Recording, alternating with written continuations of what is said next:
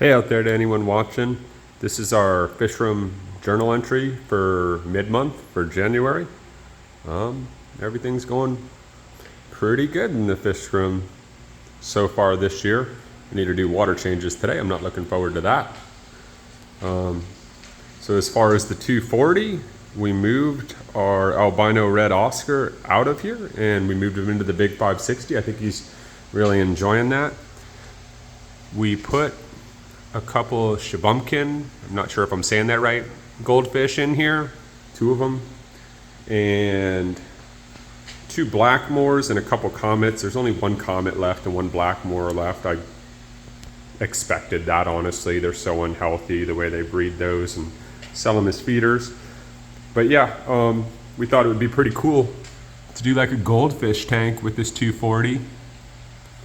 And honestly, I'm not sure how fast they grow, but hopefully quick, because they look real tiny in this tank. We're gonna rescape it and, you know, redo the whole thing. I might put an FX4 on there with a UV sterilizer to add to the filtration, even though we got a wet dry on there. I'm not too happy with the performance of. It's a Tsunami wet dry. The wall over here is doing pretty good. We added some of these rocks. I'm not sure exactly what the dragon rock or dragon blood rock or something. We had them in the shed. Someone gave them to us for free, and we added a couple of those into this tank with the Tiger Silver Dollars and the Geospheni and the Blue Angel, and everyone's doing really good in here. Again, I know the water level's a little low. Got to do water changes today.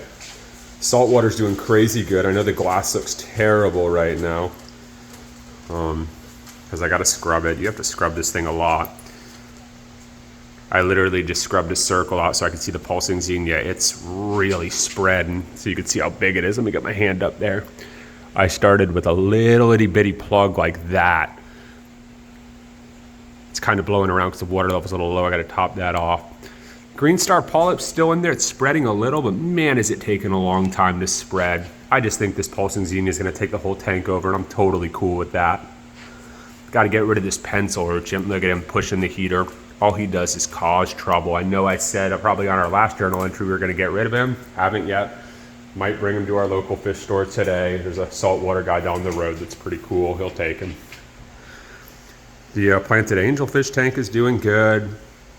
It's looking a little bare right now. Normally it's looking more jungly, but you know what? Our CO2's empty, and I simply haven't gotten around to making more. Maybe tonight, I don't know. I got a lot of water changes to do. But everyone's doing good in here. Haven't had eggs in like a week or so. So it's actually not normal for all these angelfish to be so close. Normally the 2 pairs stay to their sides of the tank. 560's doing great. Everyone's getting really big. This creamsicle red devil, he's starting to form a, I don't know if they call it a nuchal hump anymore, but I think there's a new name for it, but that's what I'm calling it still, and he's starting to get a nuchal hump and get real big. The Vieja Melanura might be one of my favorites right now. Look at this guy's color starting to pop, and he's not even close to full grown. I'm excited about that. There's Vivi, like I said, he's loving it in the new tank. You get a pretty good size comparison of him. Frankly, I was surprised Bissell, the Tiger Shovel Nose Sailfin hybrid, is actually bigger than Vivi, which is crazy because he's not even 12 months old. Picking up a nasty glare from the slider. We had to take the curtain down because we had issues with the cats. Hopefully I'll get that alleviated by the next video. There's Bissell. Boy, is he getting big. He eats like a monster. I mean, I drop handfuls of massivore in there and he just downs them. That's why we call him Bissell. He's like a vacuum. He's always got pebbles on his head, which makes me laugh or goof.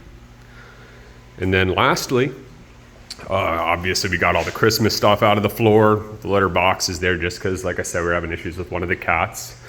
I did get one of these set up. Now it's not cycled. We don't have anything in there.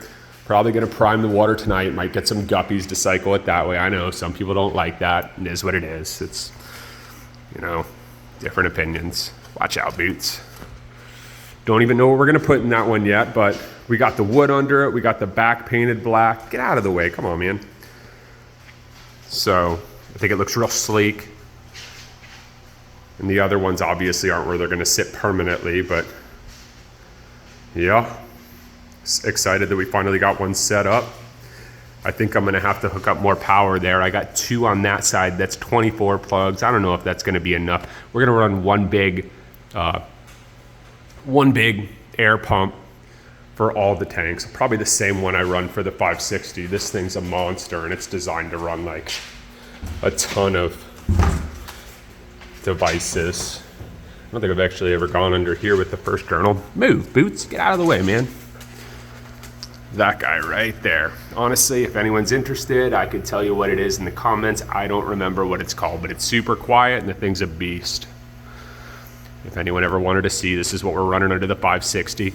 It's 4 FX6s with their individual intakes and outtakes.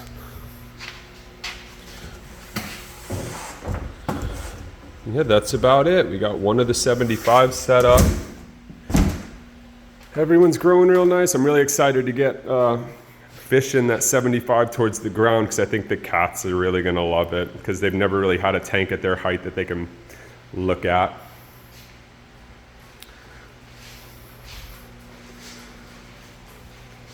I don't know if I mentioned it before, but if anyone, has any questions about any of the stock or tanks or anything, feel free to put them in the comments. I'm happy to answer anything, and I'm gonna go ahead and sign off. Thanks to whoever's watching, and I'll see you on February 1st.